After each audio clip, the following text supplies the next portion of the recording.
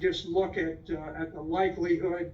I've dealt with thousands of criminal cases, and typically I'll tell the CID or the FBI or the British bobbies, and I'll say, okay, I've got a hunch this is what we need to look for, and they go out, and often it proves correct. My hunch is that the United States did it, and the motive for it is quite clear. What's happening in Europe today is that the people have never really been consulted on the idea of sanctions on Ukrainian products, which the sanctions really are sanctions on Europe.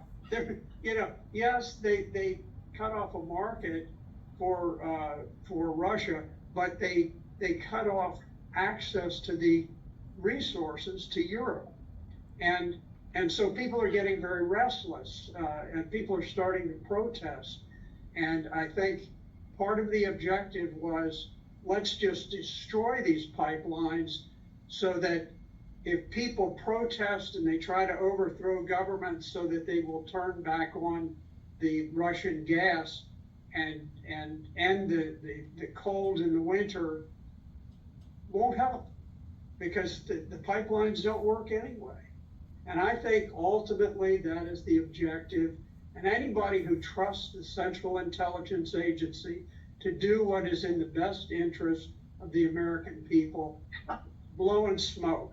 They are smoking dope, because their interest is in the boys from Davos, the World Economic Forum, all of the globalists who are linked together, who have enormous profits at stake.